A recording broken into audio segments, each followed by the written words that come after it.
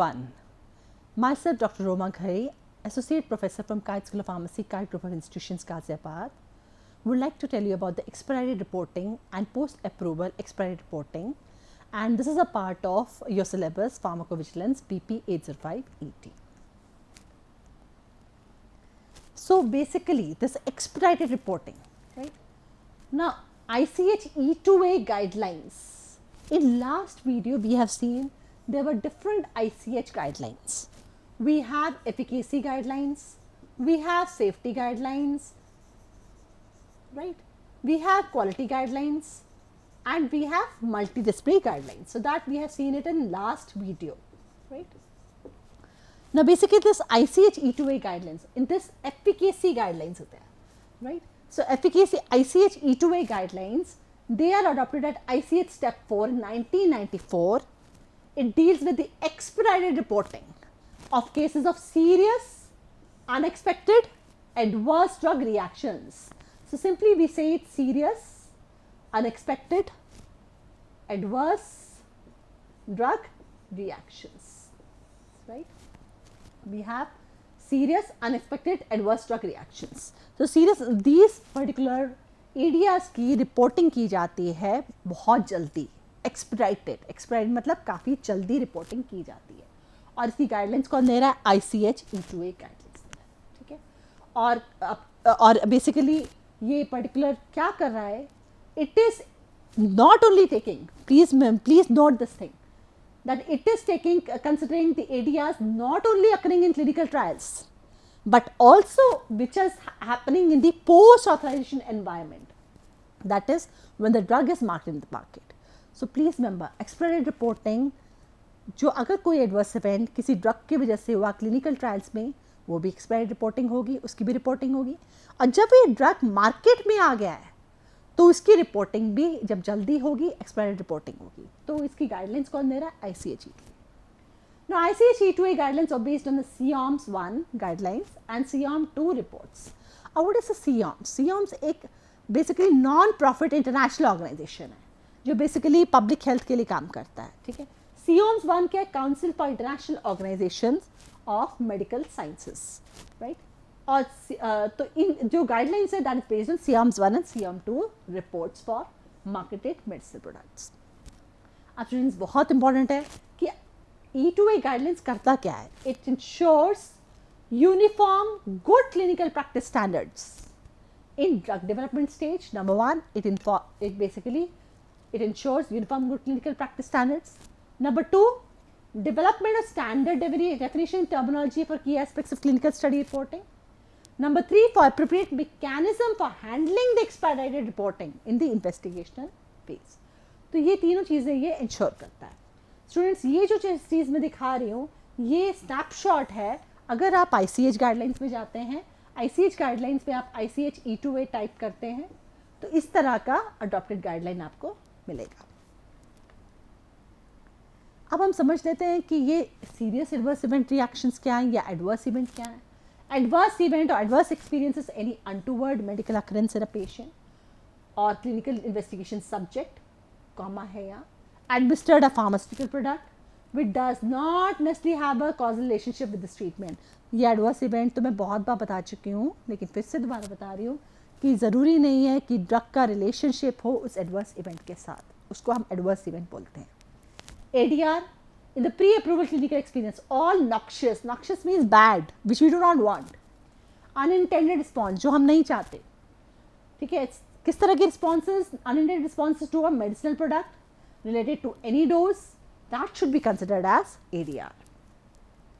Expected और unexpected में भी देख लेते हैं। expected को हम listed ADR भी बोलते हैं, right? And adverse reaction, the nature or severity which is consistent with the applicable product information, that is investigation brochure. अब स्टूडेंट मैंने आप लोगों को बताया था बहुत पहले इन्वेस्टिगेशन ब्रोश्योर क्या होता है।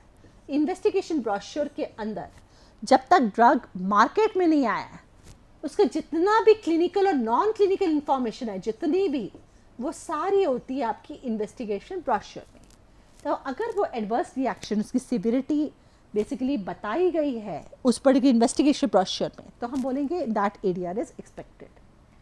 और अनएक्सपेक्टेड एडीआर क्या है? An adverse reaction the nature severity of which is not consistent with the applicable product information, that is investigator brochure, right, जो नॉट कंसिस्टेंट, जो नहीं बताई गई है इन्वेस्टिगेटर ब्रोशर में, मेंशन नहीं है।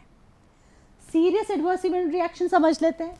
जब हम बोलते हैं सीरियस एडवर्स इवेंट, स्टूडेंट्स एक बहुत इंपॉर्टेंट चीज़ है, जो सीरियस होता है उससे डेथ हो सकती है, वो लाइफ थ्रेटनिंग हो सकता है, लाइफ को ख़त्म कर सकता है। It can require inpatient hospitalisation, it can cause prolongation of hospitalisation, it can cause persistent और significant disability, it can cause congenital abnormality or any birth defect। इस तरह के जो एडवर्स इवेंट या रिएक्शन को हम सीरियस बोलते हैं। तो ये पता होना चाहिए सीरियस क्या है।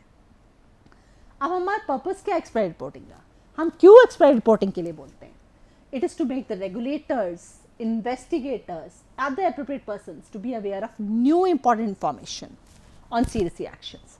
तो बेसिकली अगर हम रिपोर्टिंग करते हैं तो उससे हमारे रेगुलेटर्स को अवेयरनेस मिलेगी, इन्वेस्टिगेटर्स को, कि किस तरह के ड्रग्स से एरियाज हुए। Such reporting generally involves events earlier unobserved और अनडॉक्यूमेंटेड। नॉर्मली एक्सपायरी रिपोर्टिंग कब तब की जाती है? जब ये इवेंट्स एक्चुअली पहले कभी ऑब्जर्व नहीं हुए, कभी डॉक्यूमेंट नहीं हुए। Does ICH guidelines specify the definition of an unexpected adverse reaction, जैसे मैंने आपको पहले बता दिया, right? Which is not consistent with the information in the relevant source document. Source document मतलब जैसे investigator brochure. Now the following documents or circumstances has to be used to determine whether the ADR is expected or not. ठीक है, अब हम क्या check करते हैं? क्या हम कि हमें क्या पता, हमें कैसे पता चलेगा, हमें कैसे पता चलेगा कि ADR ये एक्सपेक्टेड है या अनएक्सपेक्टेड है, right? If a medicine product is not yet approved for marketing, जैसे मैंने पहले बताया कि मेडिसिन प्रोडक्ट जब अप्रूव नहीं है, then the company investigative brochure will serve as a source document. तब आपका इन्वेस्टिगेटिव ब्रोशर सर्व करेगा as a source document the country, ठीक है। Second, reports which add significant information, specificity और severity of a already documented, ठीक है। कुछ ऐसी रिपोर्ट्स आ रही हैं जो ऐड हो रही है इंफॉर्मेशन, राइट? तो which would constitute unexpected events, कोई इवेंट जो मोर स्पेसिफिक था, मोर सिवियर था, उसको भी हम बेसिकली रिपोर्टिंग किए जाएंगे और हम बोलेंगे कि ये पर्टिकुलर एडवर्स इवेंट का इमीडिएटली रिपोर्टिंग होना चाहिए। एक एग्जाम्पल समझ लेते हैं तब ज़्यादा समझ आएगा। Specific example, hepatitis is a labelled area. जब मैंने लेबल्ड बोला, ये इसका मतलब इसके इन्वेस्टिगेटिव ब्रोशर में लेबल्ड है, ऑलरेडी पता है कि हेपेटाइटिस ड्रग से हो सकता है, ठीक है। लेकिन अगर मुझे न्यू रिपोर्ट मिल गई कि क्लिनिकल ट्रायल में कि या कोई भी ऑब्जर्वेशन कहीं से भी मिल सकती है कि it's also causing permanent hepatitis, तो वो क्या हो जाएगा? एक न्यू एडिशनल इंफॉर्मेशन हो जाएगी which needs to be explicitly reported, right? So another example is acute renal failure with a subsequent report of interstitial nephritis. Acute renal failure हमारा expected ADR में ऑलरेडी लिस्टेड है, right? But अगर साथ में अगर interstitial nephritis की report आ जाती है तो वो न्यू इंफॉर्मेशन हो जाएगी which add significant information. Now what needs to be reported? What needs to be reported when we are going for expedited reporting? Single case of serious, unexpected adverse drug reaction. अब तो आपको समझ आ गया होगा unexpected क्या है, serious क्या है। This applies to report from spontaneous sources, from any type of clinical or epidemiological investigation, independent of design or purpose. तो ये apply करता है reports from spontaneous sources or from any type of investigation studies. Source of a report, investigation, spontaneous should always be specified. जो source है, कहाँ से ये particular हमें report मिली है, that's important. Reasonable suspected causal relationship to the medicine product qualify for an area. जब हमें लग रहा है कि ये suspected है, इस तरह के, this needs to be reported. Second, और क्या report होनी चाहिए? Any safety information from other observation that could change the risk benefit evaluation for the product. कोई भी ऐसी इंफॉर्मेशन हमें मिले जो रिस्क बेनिफिट प्रोफाइल को चेंज कर सकती है, that needs to be reported, that needs to be communicated as soon as possible to the regulatory authorities in accordance with the local regulation. Examples क्या हो गए? सपोज कोई इंफॉर्मेशन हमको मिली इन विट्रो स्टडी से, एनिमल स्टडी से, या epidemiological study से, या कोई क्लिनिकल स्टडी से, जो बताते हैं कि ये कोई ह्यूमन रिस्क है, या हमें एविडेंस मिला है म्यूटाजेनिसिटी का, या हमें मिला है टेरेटोजेनिसिटी का, या एविडेंस मिला है कार्सिनोजेनिसिटी का, यहाँ एविडेंस मिला लैक ऑफ एफिकेसी का, राइट। लैक ऑफ एफिकेसी को हम थोड़ा सा और डिटेल में बाद में देखेंगे। तो एग्जाम्पल्स, तो इस तरह के हम जो अदर ऑब्जर्वेशन हमें जहाँ जैसे मिलते हैं that needs to be reported. Mutagenicity means the drug is able to produce mutation. Teratogenicity means drug is able to produce congenital abnormalities in the baby. Then drug can produce cancer, right? So ये सारे observations जो हैं that needs to be reported, right? इसके अलावा और क्या क्या report होगा? Examples include अगर कोई पर्टिकुलर ADR आ रहा है, उसका काफ़ी इंक्रीज हो रहा है रेट में, रेट ऑफ अकरेंस बार बार हो रहा है. Lack of efficacy with the medicine products use in treating life threatening disease. अगर कोई लाइफ थ्रेटनिंग डिजीज को हम ट्रीट कर रहे हैं और उस ड्रग को lack of efficacy, that needs to be reported. Major safety finding from a newly completed animal study, major safety find that needs to be reported, right. Overdose reports needs to be reported. थोड़ा lack of efficacy को थोड़ा सा देख लेते हैं. जैसे कुछ products हम यूज़ करते हैं लाइफ थ्रेटनिंग डिजीज़ के लिए, मे बी कैंसर, राइट, या कोई सीरियस डिजीज़ के लिए, और वो इफेक्टिव नहीं है, राइट. तो इस तरह की चीज़ रिपोर्ट करनी बहुत ज़रूरी है. ऐसी वैक्सीन की वजह से वो इफेक्टिव नहीं है, that needs to be reported. Contraceptive, वो इफेक्टिव नहीं है, lack of efficacy, that needs to be reported. They are the example where lack of efficacy should be considered for expedited reporting. Clinical judgement should be used in reporting. Judgement रखना पड़ता है कि क्या ये बाकी drug serious disease को treat करता है, right. So clinical judgement should be used in reporting with consideration of local product labelling and disease being treated. कौन सी डिजीज ट्रीट हो रही है. Then come overdose reports, reports of overdose. अगर कोई ड्रग हमने ज़्यादा डोज में ले लिया लेकिन उसकी वजह से कोई आउटकम नहीं हुआ, no need not be reported, should not be reported as adverse reactions. ठीक है. Then cases associated with serious adverse reactions, they are the subject to reporting. इस तरह के केसेस को जल्दी रिपोर्ट करना पड़ता है. अब एक बार टाइम फ्रेम्स को देख लेते हैं. Time frames, the criteria for reporting and elements to be reported are clearly mentioned in ICH E2A guidelines.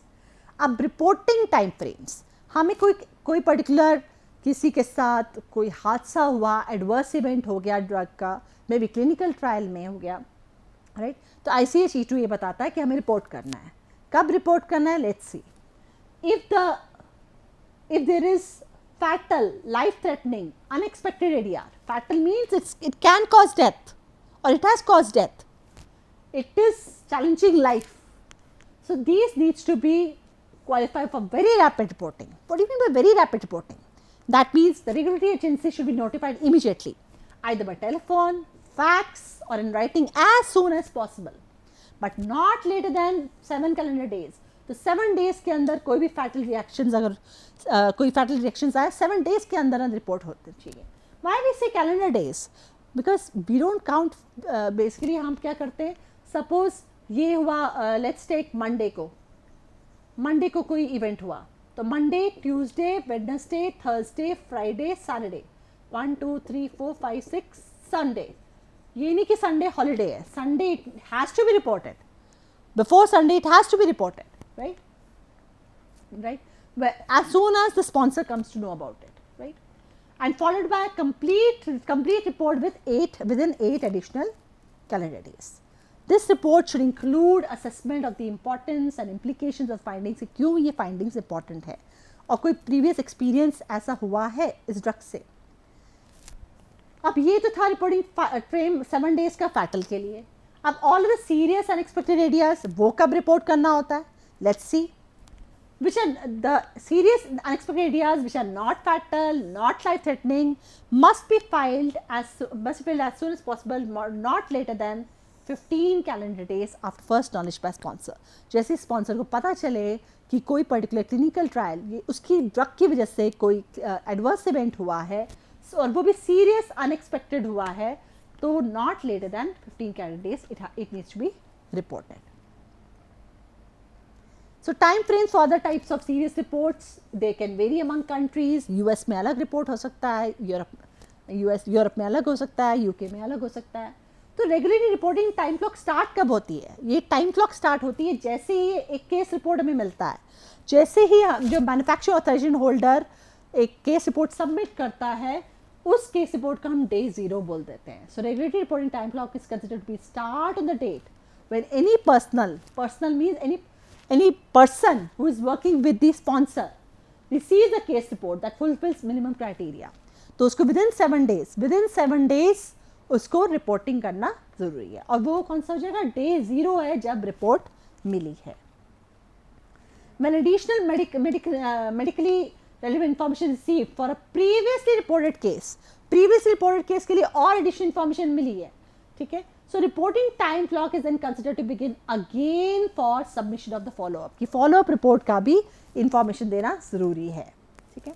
In addition, case which was earlier, ठीक है, which was initially classified as non-expired report, कोई ऐसा case भी आ जाता है कि कोई particular छोटा सा रिएक्शन हो गया है, एडवर्स रिएक्शन हो गया है, वो अभी राइट नाउ सीरियस नहीं है, लेकिन वो जैसे हमें फॉलो अप इन्फॉर्मेशन मिलता है क्लिनिकल ट्रायल से और वो सीरियस हो जाता है case, then it also qualifies for expedited reporting, क्योंकि वो नॉन सीरियस से सीरियस पहुंच गया है. नॉन सीरियस एरियाज का क्या होता है, cases of non serious areas with expected और not would not normally be considered reportable on expedited basis. उन जो आपके नॉन सीरियस एरियाज है उनको हमें एक्सपेडिटेड रिपोर्टिंग नहीं करनी होती, हमको फॉलो करना पड़ता है ICH E2C गाइडलाइंस, ठीक है. Ways to report.